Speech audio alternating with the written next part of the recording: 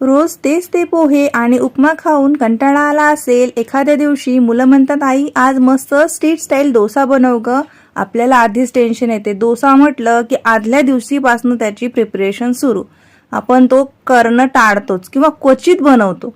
पण आज मी तुमच्यासोबत असा डोसा शेअर करणार आहे, तो तुम्ही ऐनवेळी अगदी 5 ते 10 मिनिटात सुद्धा अगदी असा क्रिस्पी मसाला डोसा घरच्या घरी अगदी सोप्या पद्धतीने बनवू शकाल. तुम्ही पहिल्यांदा जरी डोसा बनवाल तरीही हा डोसा फेल जाणार नाही. नो फेल रेसिपी आहे. रेसिपी भरपूर टिप्स सहित मी शेअर केलेली आहे, तर व्हिडिओ पूर्ण बघावा. बिना डाळ बिना तांदूळ आज आपण डोसा बनवणार आहे अगदी पोह्यांपासनं. तर नमस्कार मंडळी, कशा आहात तुम्ही? मजेत ना? मजेतच असायला हवं. मी स्वातीज रेसिपीजमध्ये तुम्हा सर्वांचं मनपूर्वक स्वागत. Swati's recipe Marathi YouTube channel म्हणजे रेसिपी आपली आपुलकीची. तर चला मग जास्त वेळ न दवडता रेसिपीला सुरुवात करूयात. आलूच्या चटणीसोबत याच्यात हिरवी चटणी सुद्धा मी तुमच्यासोबत शेअर केलेली आहे. तर इथे बघा, सर्वात पहिले आपण बॅटर बनवून घेऊयात. तर डोशाचं बॅटर बनवायसाठी आपण इथे पोहा वापरलेला आहे. आता पोहामध्ये बघा, जाड पोहा आणि पातळ पोहा दोन प्रकारचे येतात, तुम्ही कुठलाही वापरू शकता. तसंच रव्यामध्ये जाड रवा किंवा बारीक रवा कुठलाही वापरू शकता. सेम प्रमाणात घ्यायचं. 1 वाटी पोहा घेतला तर 1च वाटी रवा घ्यायचा. वाटी तुम्ही लहान मोठी तुमच्या क्वांटिटीनुसार घेऊ शकता. त्याच वाटीने अर्धी वाटी इथे दही घ्यायचं आणि त्याच्यात 2 वाट्या पाणी घालायचं. आता तुम्ही पोहे कुठले वापरलेले आहेत आणि रवा कुठला वापरलेला आहे त्यानुसार पाण्याचं प्रमाण कमी जास्त होऊ शकतं. जाड रवा वापरला असेल तर पाणी थोडं जास्त लागेल. तसेच जाड पोहे जर वापरले असतील तर पाणी थोडं जास्त लागेल. तर पाण्याचं ॲडजस्ट करावं. चवीनुसार आपण याच्यामध्ये मीठ घातलेलं आहे. मी वरतून थोडं आणखी पाणी घातलेलं आहे, थोडं दाटसर वाटत आहे. छान असं मिक्स करून घेऊयात. बघू शकता पोहे मी पातळ वापरले होते त्यामुळे ते सध्याच असे भिजलेले आहेत.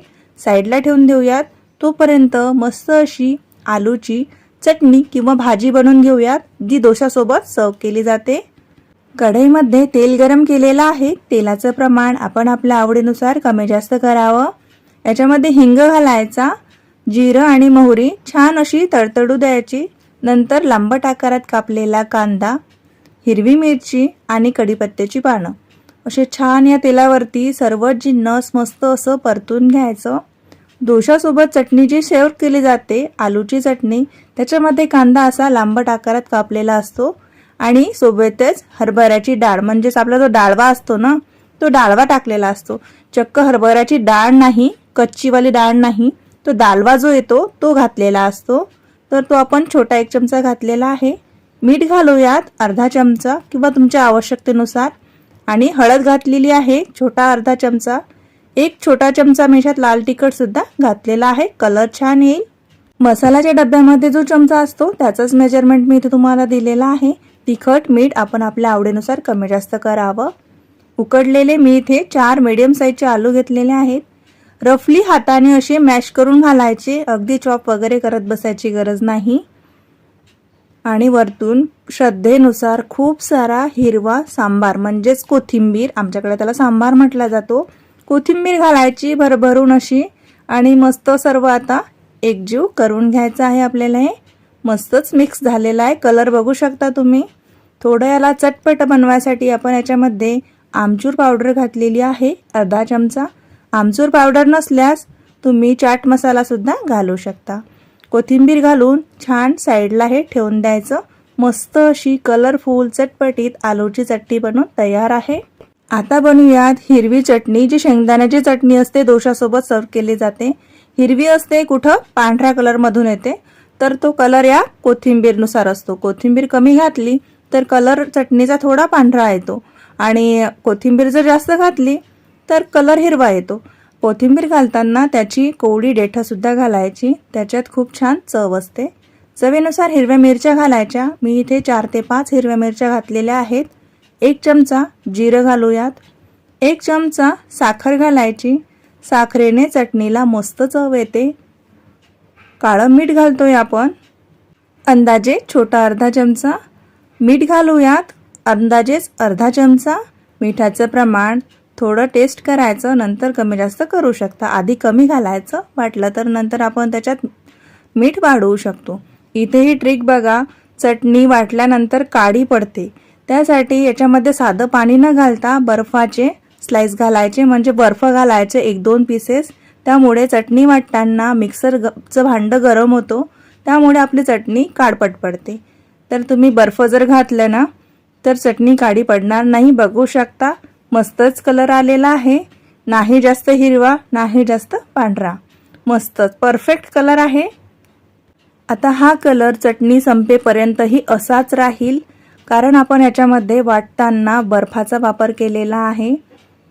तर ही ट्रिक तुम्ही एकदा नक्की फॉलो करून बघा, तुम्हालाही खूप आवडेल. तर आता याला थोडंसं आपण तडका देऊयात, म्हणजे याची चव अगदी हॉटेल स्टाईल होईल. थोडं तेल घ्यायचं, छोटा 1 चमचा मोहरी घालायची. इथे आपण उडदाच्या डाळ घातलेली आहे, सोल असते ना उडदाची, ती घातलेली आहे, अगदी छोटा अर्धा चमचा. आणि कढीपत्ता आणि 1 लाल मिरची. मस्तच अशी खमंग हा तडका चटणीवरती सोडायचा. Wow, perfect. काय कलर दिसतोय चटणीचा, बघू शकता. तर इथे मस्त आपली अशी ही हिरवी चटणी बनवून तयार आहे. डोश्यासोबत किंवा इडलीसोबतही तुम्ही ही चटणी नक्की बनवून बघा.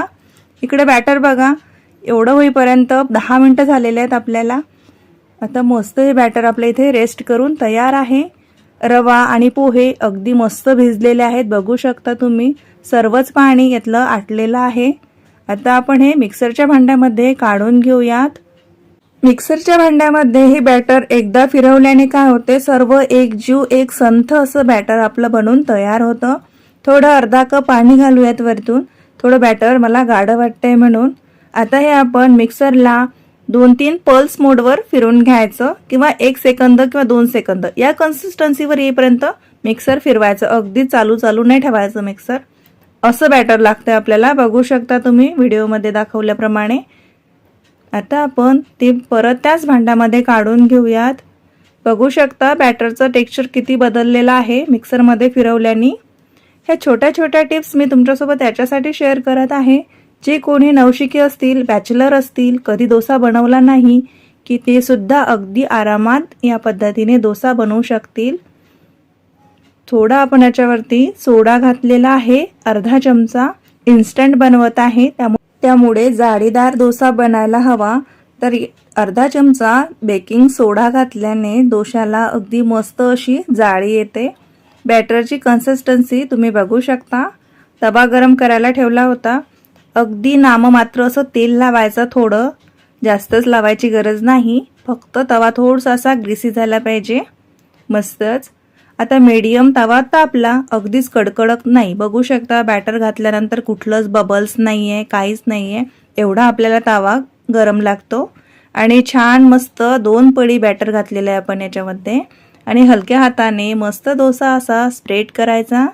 बॅटरची कन्सिस्टन्सी परफेक्ट असल्यामुळे बघू शकता की ती अगदी सहजपणे हा डोसा स्प्रेड होतोय. मस्तच. तर आता आपण याला लो टू मीडियम फ्लेमवरती छान मस्त असं भाजून घेऊयात. याची वरची परत थोडी कलर चेंज झाला या पद्धतीने, बघू शकता तुम्ही व्हिडिओमध्ये आपल्याला दिसतंय. छान अशी वरती परत पूर्ण सुकलेली आहे आणि थोडंसं लालसर तांबूस रंग सुद्धा आलेला आहे. तर आपण थोडं याच्यावरती तेल घालून घेऊयात. या स्टेजला थोडं तेल घातल्याने डोसा अगदी कुरकुरीत बनतो.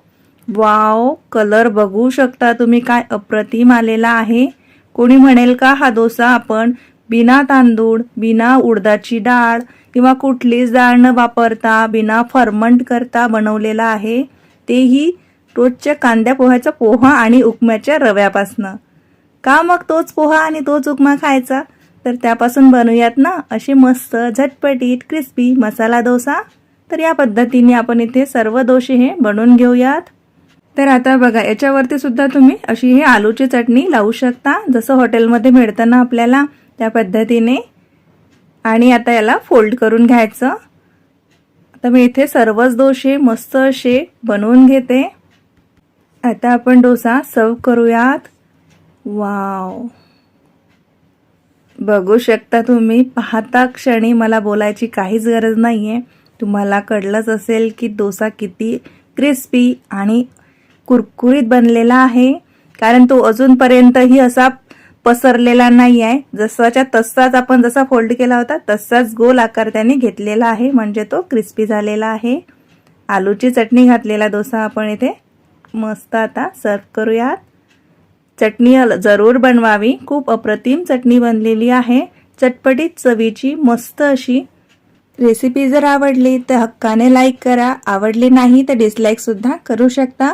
पण काय नाही आवडलं हे नक्की कमेंटमध्ये सांगा, म्हणजे मला सुद्धा कळेल. आणि चॅनलला अजूनपर्यंत सबस्क्राईब केलं नसेल तर प्लीज चॅनलला हक्काने सबस्क्राईब करा, कारण या चॅनलवर तुम्हाला अशा साध्या सरळ आणि सोप्या रेसिपीज पाहायला मिळतील. तर भेटूया नवीन व्हिडिओमध्ये. तोवर नमस्कार.